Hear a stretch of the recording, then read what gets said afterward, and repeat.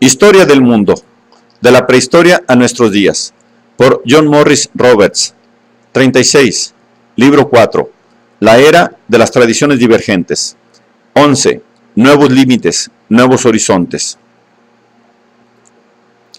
Hasta tiempos muy recientes, en Oriente Próximo se empleaba para designar a los europeos el término francos, que se había utilizado por vez primera en Bizancio para denominar a los cristianos de Occidente. La palabra se impuso en otros lugares y 1000 años después continuaba usándose en diversas distorsiones y distintas pronunciaciones incorrectas desde el Golfo Pérsico hasta China.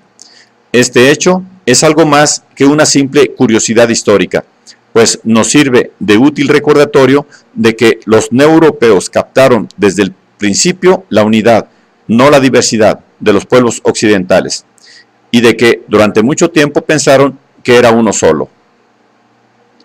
Europa se asoma al exterior. Las raíces de la idea de la unidad europea pueden observarse incluso en los remotos comienzos del largo y victorioso asalto de Europa sobre el mundo, cuando comenzó a percibirse finalmente la relajación de la presión sobre sus tierras fronterizas del este y sus costas septentrionales. Hacia el año 1000, los bárbaros fueron contenidos, comenzando poco después su cristianización. En un breve lapso de tiempo, Polonia, Hungría, Dinamarca y Noruega serían gobernados por reyes cristianos. Es cierto que aún quedaba por llegar una última amenaza, la invasión de los mongoles, pero en aquellas fechas esto era inimaginable. También en el siglo XI había comenzado ya el retroceso del Islam. La amenaza islámica para los europeos del sur disminuyó debido al declive en el que había caído el poderoso califato abasí en los siglos 8 y 9. La lucha contra el Islam continuaría enérgicamente hasta el siglo XV. Su unidad y su fervor venían dados por la religión, la fuente más profunda de la conciencia de la propia identidad europea. El cristianismo unía a los hombres en una gran empresa moral y espiritual, pero esto solo era una cara de la moneda. También ofrecía una licencia para los apetitos predadores de la clase militar que dominaba la sociedad laica.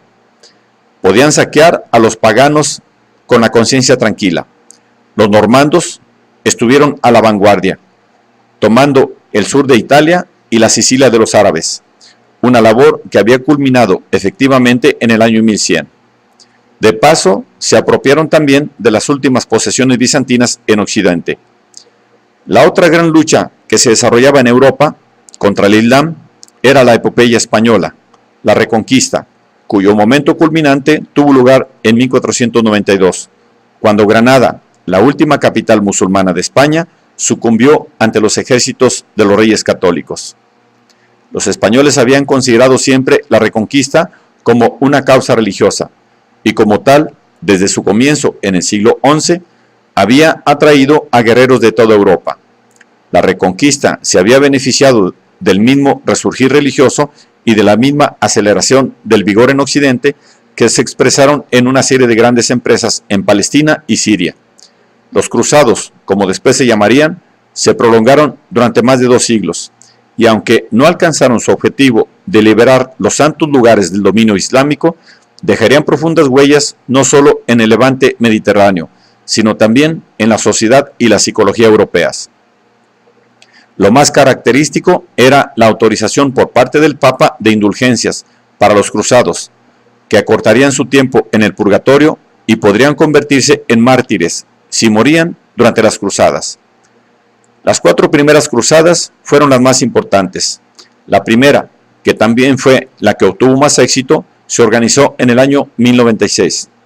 En el plazo de 3 años, los cruzados reconquistaron Jerusalén, donde celebraron el triunfo del Evangelio de la Paz con una espantosa matanza de prisioneros, incluidos mujeres y niños.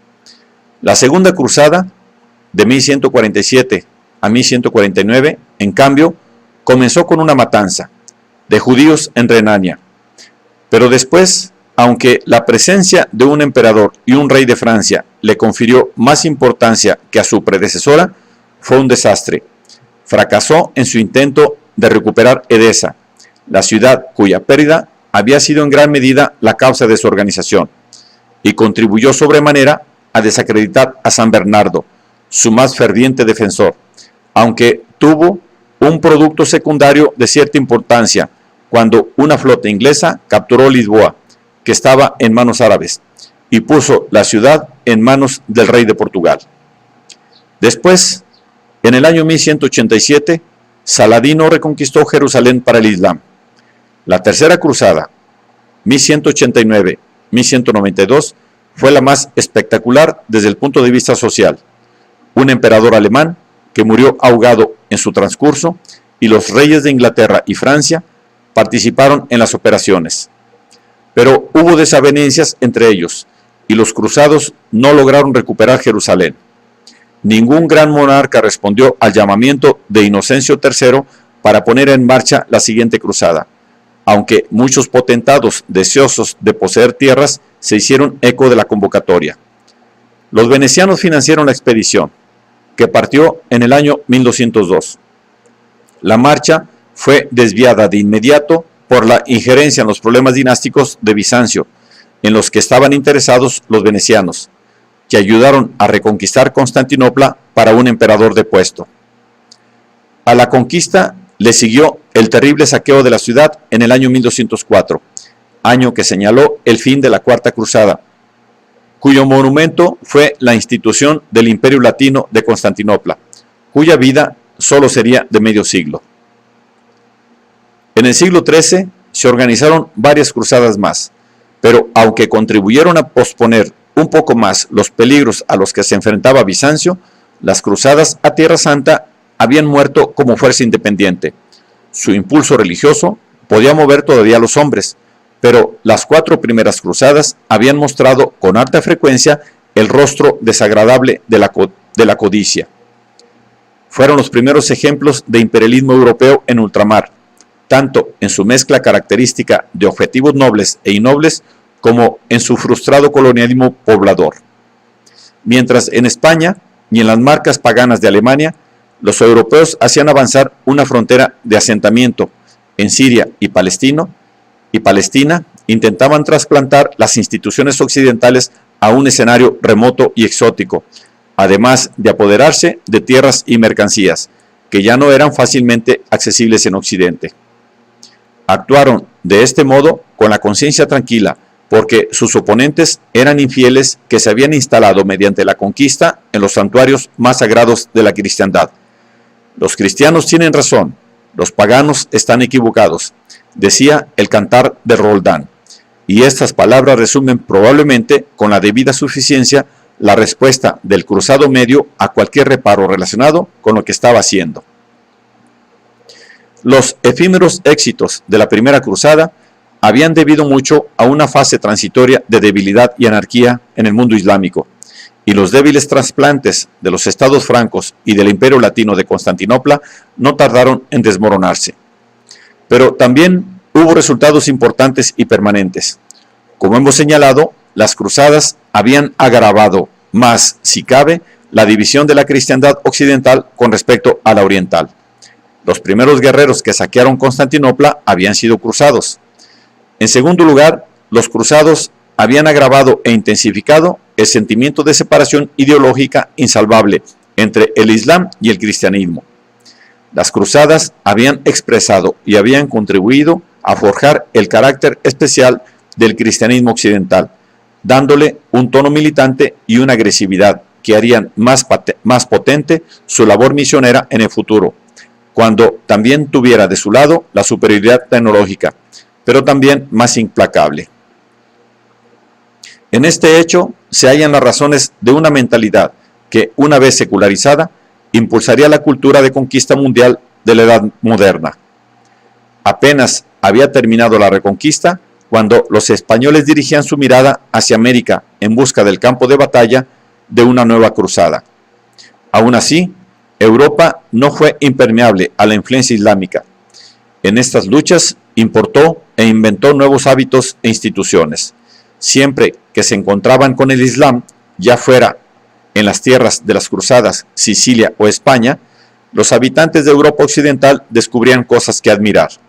A veces buscaban lujos que no había en sus propias tierras: tejidos de seda, el uso de perfumes y nuevos platos. Un hábito adquirido por algunos cruzados fue el de tomar baños con mayor frecuencia.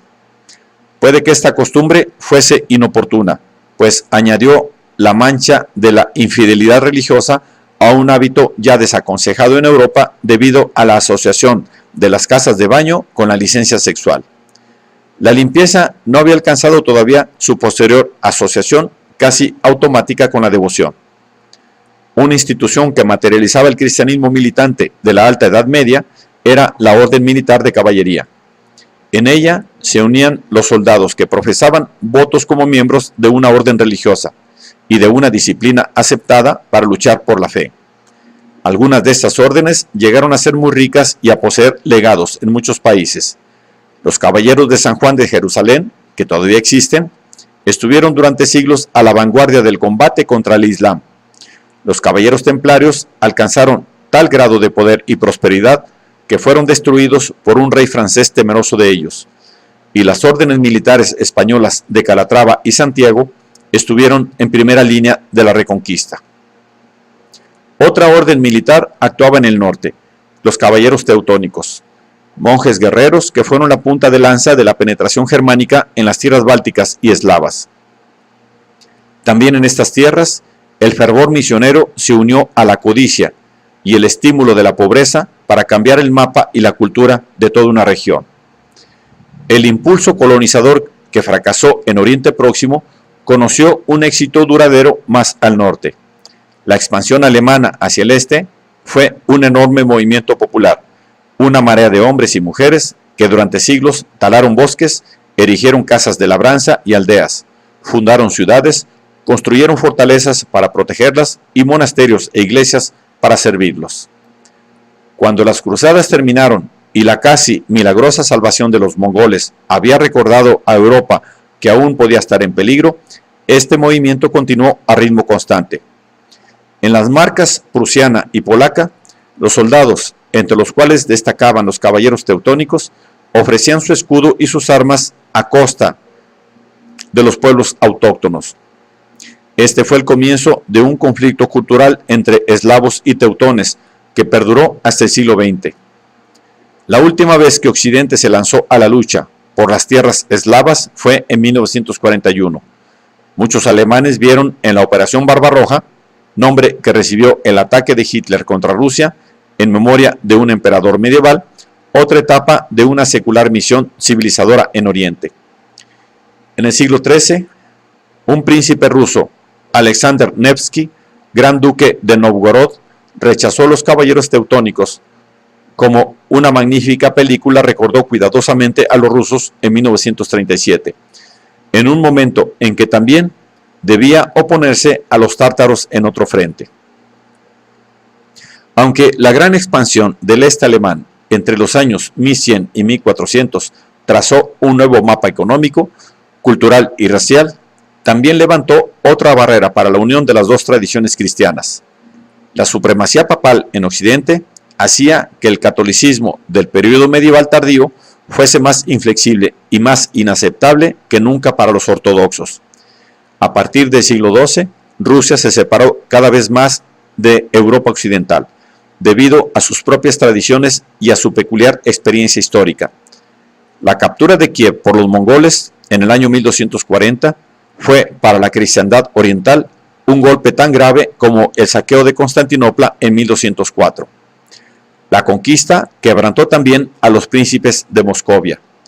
Con Bizancio en plena decadencia y los alemanes y los suecos a sus espaldas, durante siglos hubieron de pagar tributo a los mongoles y a sus sucesores bárbaros de la Orden de Oro. Esta larga dominación por un pueblo nómada fue otra experiencia histórica que escindió a Rusia de Occidente. La dominación tártara tuvo sus mayores repercusiones en los principados rusos meridionales, la zona donde los ejércitos mongoles habían actuado. Apareció un nuevo equilibrio dentro de Rusia. Novgorod y Moscú adquirieron nueva importancia tras el eclipsamiento de Kiev, aunque ambos pagaban tributo a los tártaros en forma de plata, soldados y mano de obra. Sus emisarios, como otros príncipes rusos, tenían que acudir a la capital tártara de Sarai, a orillas del Volga, para concertar acuerdos distintos con sus conquistadores. Fue el periodo de mayor dislocación y confusión en las pautas sucesorias de los estados rusos. La política tártara y la lucha por la supervivencia favorecían a los más déspotas. De ese modo, la futura tradición política de Rusia era configurada ahora por la experiencia tártara como antes lo había sido por la herencia de las ideas imperiales de Bizancio. Moscú surgió gradualmente como núcleo de una nueva tendencia centralizadora. El proceso puede percibirse en época tan temprana como el reinado del hijo de Alexander Nevsky, que fue príncipe de Moscovia. Sus sucesores contaron con el apoyo de los tártaros, que les consideraron eficaces recaudadores de impuestos. La Iglesia no ofreció resistencia alguna, y la arquidiócesis metropolitana se trasladó de Vladimir a Moscú en el siglo XIV. Mientras tanto, un nuevo desafío para la fe ortodoxa había surgido en Occidente. Nació un Estado católico romano, pero eslavo a medias, que ocuparía Kiev durante 3 siglos. Era el Ducado medieval de Lituania, constituido en 1386 merced a una unión por matrimonio que incorporó el reino de Polonia y abarcaba parte de los actuales territorios de Polonia, Prusia, Ucrania y Moldavia. Por fortuna para los rusos, los lituanos también lucharon contra los alemanes, y fueron ellos quienes hicieron añico a las tropas de los caballeros teutónicos en Tannenberg en 1410. Hostigada por los alemanes y los lituanos en su flanco occidental, Moscovia logró sobrevivir aprovechando las divisiones existentes en el seno de la Horda de Oro. La caída de Constantinopla supuso un gran cambio para Rusia. La ortodoxia oriental tuvo que encontrar ahora su centro allí, y no en Bizancio. Los eclesiásticos rusos no tardaron en percibir que en unos acontecimientos tan atroces había un fin complejo. Bizancio había traicionado su herencia, creían, buscando el compromiso religioso en el Concilio de Florencia. Constantinopla ha caído porque ha abandonado la verdadera fe ortodoxa. Solo existe una iglesia verdadera sobre la tierra, la Iglesia de Rusia, escribió el metropolitano de Moscú. Unas décadas después, a comienzos del siglo XVI, un monje pudo escribir al soberano de Moscovia en un tono muy diferente. 2 Romas han caído, pero la tercera permanece, y no existirá una cuarta. Vos sois el único soberano cristiano del mundo, señores de todos los cristianos fieles. El final de Bizancio llegó cuando otros cambios históricos hacían posible y probable la aparición de Rusia de la confusión y de la dominación tártara. La Horda de Oro estaba desgarrada por la disensión en el siglo XV. Al mismo tiempo, el Estado lituano comenzaba a desmoronarse. Estos hechos ofrecían oportunidades, y un gobernante capaz de aprovecharlas subió al trono de Moscovia en el año 1462. Iván el Grande, Iván III, dio a Rusia algo parecido a la definición y la realidad conquistadas por Inglaterra y Francia a partir del siglo XII. Algunos autores han visto en Iván el primer soberano nacional de Rusia. La consolidación territorial fue el cimiento de su obra. Cuando Moscovia absorbió las repúblicas de Pskov y Novgorod, su autoridad se extendía, al menos en teoría, hasta los Urales. Las oligarquías que las habían gobernado fueron deportadas y sustituidas por hombres que obtenían tierras de Iván a cambio de servicio. Los mercaderes alemanes de la Hansa, que habían dominado el comercio de esas repúblicas, también fueron expulsados.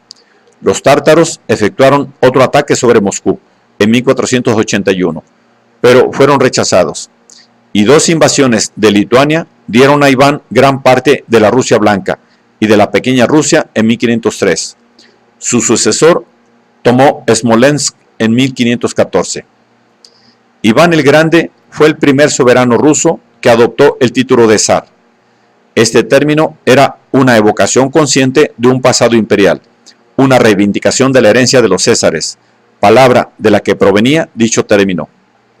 En 1472, Iván se casó con una sobrina del último emperador griego.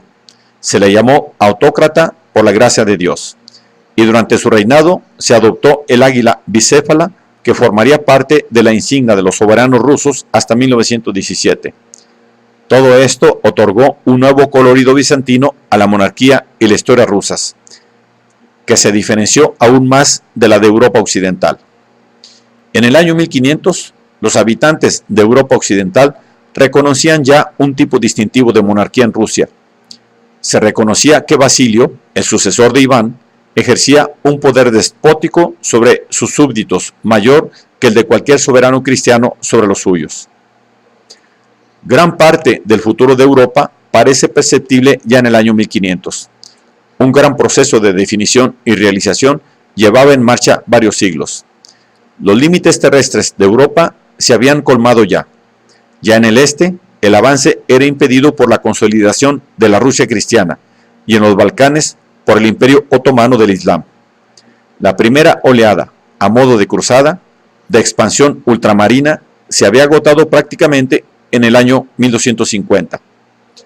Con el comienzo de la amenaza otomana en el siglo XV, Europa se veía obligada a estar de nuevo a la defensiva en el Mediterráneo oriental y los Balcanes. Los desdichados estados que tenían territorios desprotegidos en Oriente, como Venecia, tenían que reforzar al máximo su vigilancia sobre ellos. Mientras tanto, otros atisbaban con ojos nuevos sus horizontes oceánicos. Estaba a punto de abrirse una nueva fase de las relaciones de Europa Occidental con el resto del mundo. En el año 1400, aún parecía sensato considerar Jerusalén como el centro del mundo. Cuando los vikingos habían cruzado el Atlántico, los hombres podían pensar todavía en un mundo que, aún siendo esférico, estaba formado por 3 continentes: Europa, Asia y África, alrededor de las costas de un mar bordeado de tierra, el Mediterráneo. Estaba a punto de producirse una enorme revolución que se llevaría para siempre tales ideas, y el camino que conducía a ella surcaba los océanos, porque el avance estaba bloqueado en los demás lugares. Los primeros contactos directos de Europa con Oriente se habían efectuado por vía terrestre más que marítima. Las rutas de caravanas de Asia Central fueron su principal cauce, y por ellas llegaron a Occidente mercancías que después se embarcaban en puertos del Mar Negro o del Mediterráneo Oriental. En otros lugares, los barcos rara vez se arriesgaron hasta el siglo XV a pasar del sur de Marruecos.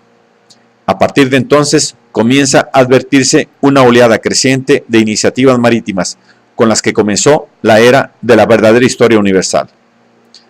Una explicación del auge de la iniciativa marítima era la adquisición de nuevos instrumentos y conocimientos.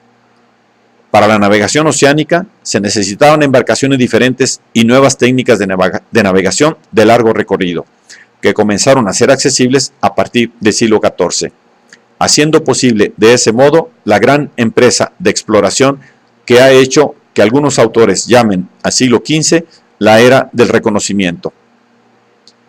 En el diseño de las embarcaciones se introdujeron 2 cambios decisivos.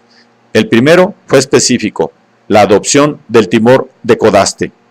Aunque no sabemos con exactitud cuándo tuvo lugar esta innovación, algunos barcos ya estaban provistos de este tipo de timón en el año 1300. El segundo cambio fue un proceso más gradual y complejo de mejora de los aparejos. Este avance vino acompañado del aumento de las dimensiones de las embarcaciones. Un comercio marítimo más complejo estimuló sin duda tales avances. En el año 1500, el rechoncho coge medieval del norte de Europa, de aparejo de cruz con vela y mástil únicos, se había transformado en una embarcación con hasta 3 mástiles y velas mixtas. El palo mayor llevaba todavía el aparejo de cruz, pero más de una vela. El palo de mesana tenía una gran vela latina inspirada en la tradición mediterránea, y el palo de trinquete podía llevar más velas de aparejo de cruz, pero también los foques de proa y popa atados a un bauprés. Junto con la popa de velas latinas, estas velas de proa permitían a los navíos más maniobrabilidad muy superior. a los navíos una maniobrabilidad muy superior. Podían gobernarse ajustándose mucho más al viento. Una vez asimiladas estas innovaciones, el diseño de las embarcaciones permanecería inalterado en esencia, aunque perfeccionado hasta la llegada de la propulsión de vapor. Aunque le hubieran podido parecer pequeñas y claustrofóbicas, las embarcaciones de Colón habrían sido máquinas perfectamente comprensibles para un capitán de clipper del siglo XIX. Y puesto que portaba cañones, aunque minúsculos en comparación con los del futuro, también habrían resultado comprensibles para Nelson. En el año 1500 también habían tenido lugar ya algunos avances decisivos en el campo de la navegación. Los vikingos habían sido los primeros en enseñar cómo se efectuaba una travesía oceánica. Tenían mejores barcos y conocimientos de navegación que los de cualquier época anterior en Occidente. Utilizando la estrella polar y el sol, cuya altura sobre el horizonte en latitudes septentrionales al mediodía había sido calculada en tablas por un astrónomo irlandés del siglo X, habían cruzado el Atlántico siguiendo un paralelo. Después, en el siglo XIII, existen pruebas de dos grandes innovaciones. En aquella época, la brújula llegó a ser utilizada habitualmente en el Mediterráneo.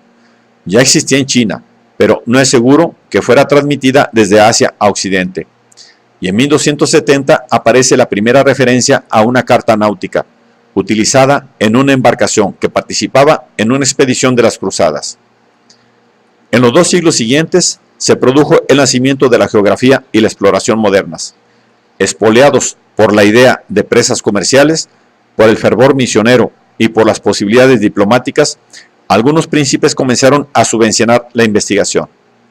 En el siglo XIII llegaron a emplear a sus propios cartógrafos e hidrógrafos.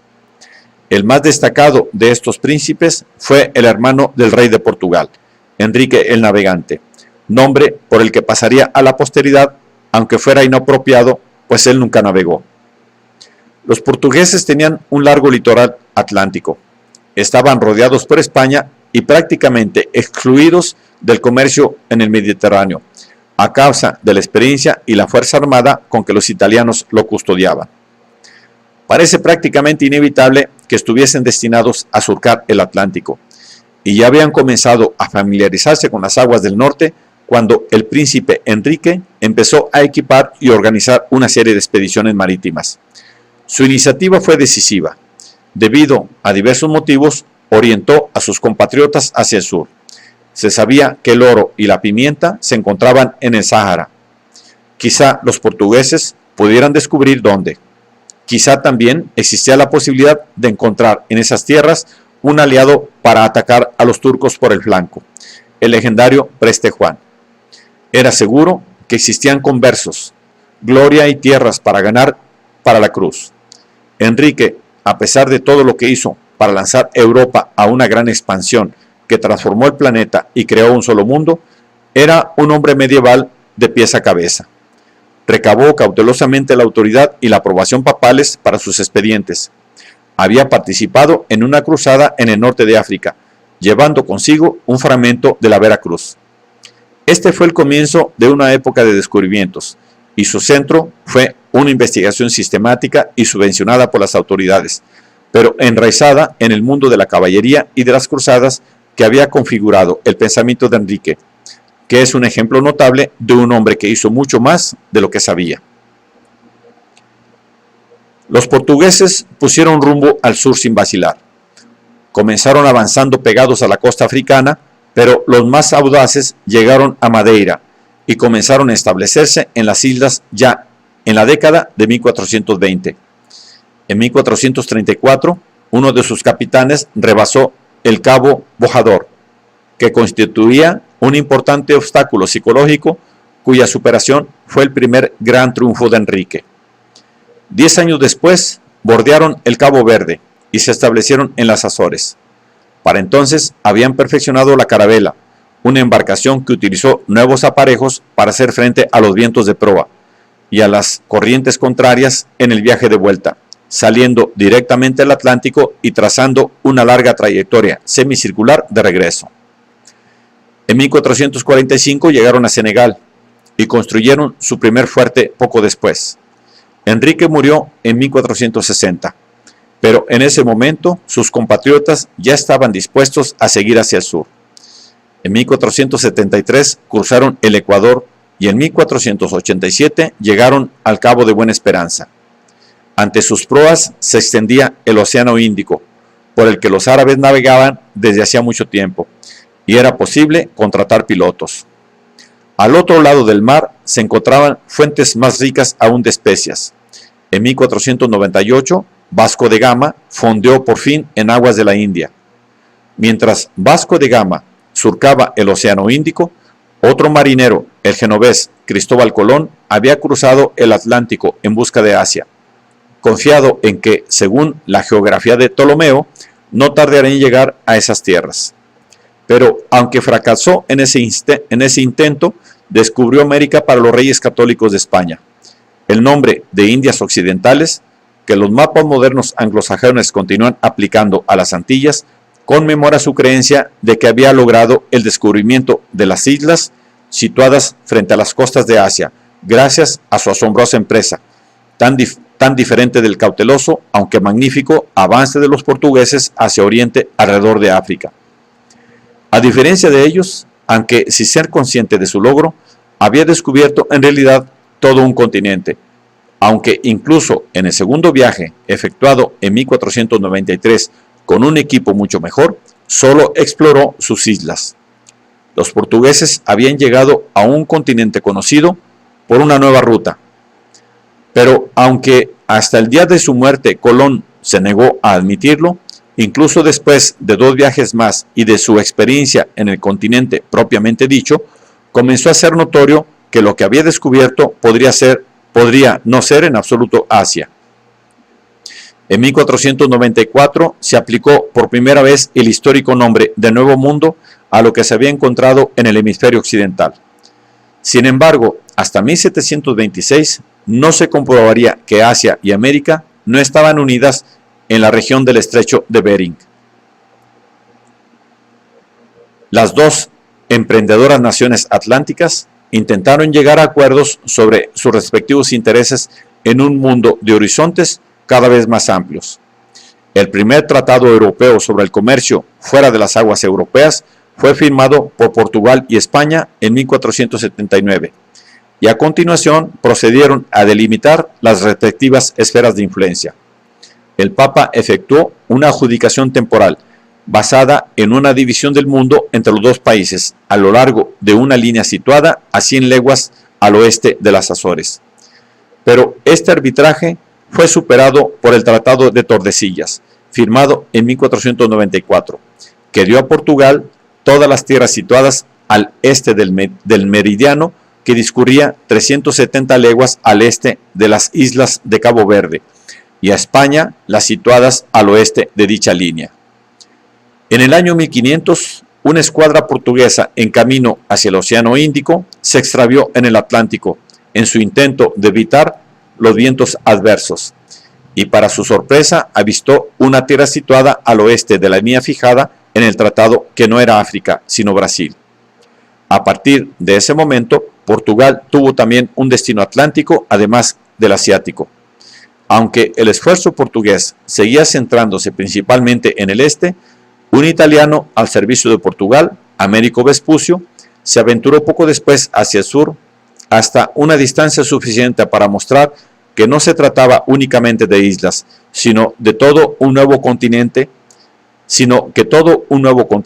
se hallaba entre Europa y Asia por la ruta occidental.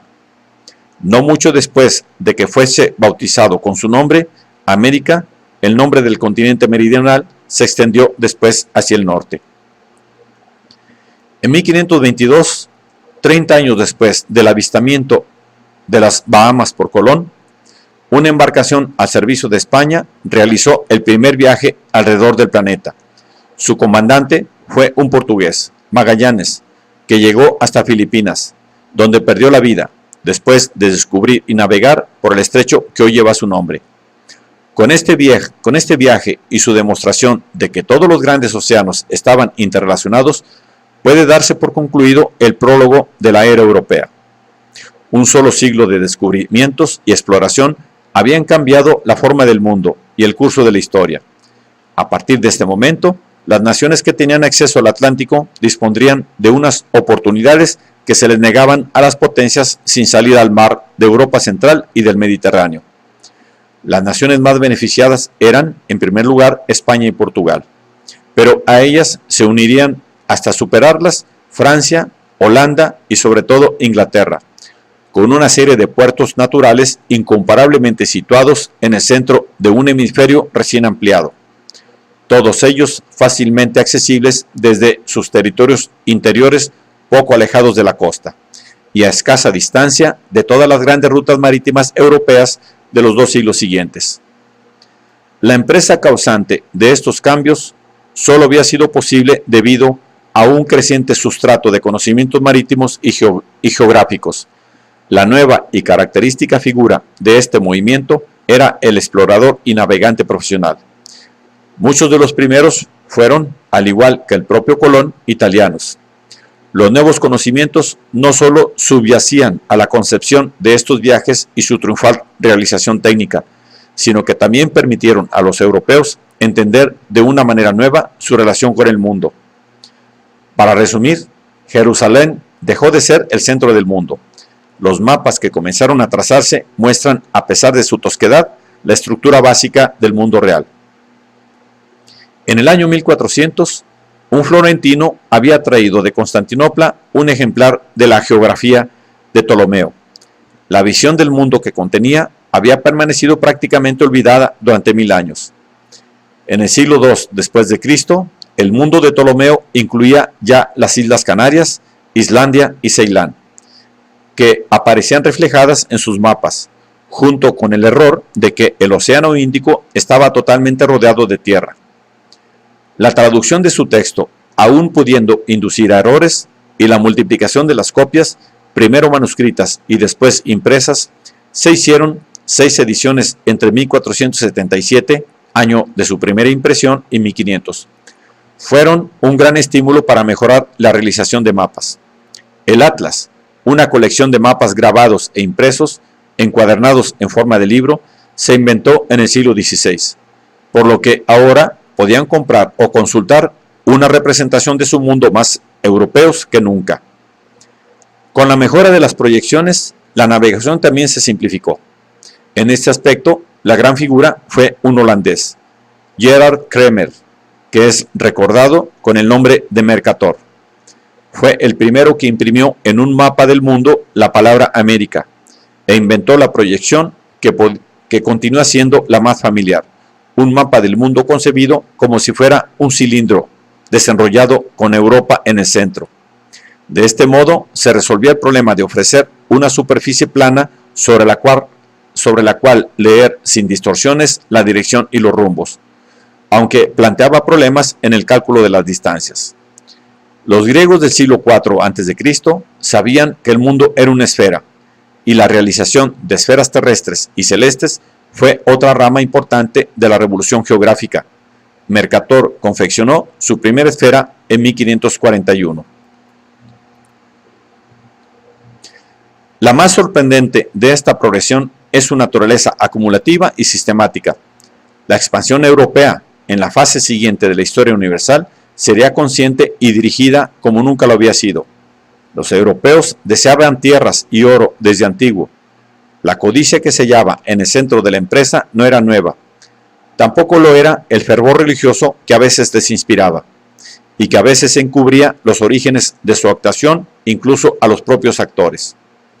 El elemento nuevo era una creciente seguridad derivada del conocimiento y del éxito. Los europeos se encontraban en el año 1500 en el comienzo de una era en la que su energía y seguridad en sí mismos crecerían aparentemente sin límites. El mundo no vino a ellos, sino que ellos salieron a tomarlo. La magnitud de semejante ruptura con el pasado no se comprendió de inmediato. En el Mediterráneo y los Balcanes, los europeos aún se sentían amenazados y a la defensiva.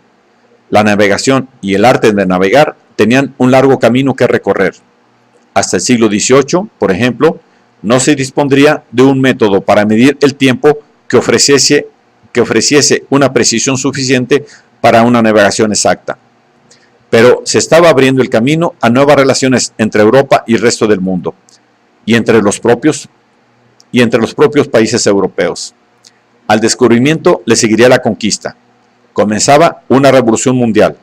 Se disolvía un equilibrio que había durado 1000 años. En los 2 siglos siguientes, miles de embarcaciones zarparían año tras año, día tras día, de Lisboa, Sevilla, Londres, Bristol, Nantes, Amberes y muchos otros puertos de Europa, en busca de comercio y beneficios en otros continentes. Navegarían hasta Calicut, Cantón, Nagasaki. Con el paso del tiempo, se unirían a ellas embarcaciones procedentes de lugares donde los europeos se habían establecido en ultramar, de Boston y Filadelfia, Batavia, Yakarta y Macao. Durante todo este tiempo, ningún dhow árabe llegó a Europa. El primer junco chino remontó el Támesis en 1848. Hasta 1867, un navío japonés no cruzó el Pacífico para fondear en San Francisco, mucho después de que los europeos hubieran establecido las grandes rutas marítimas.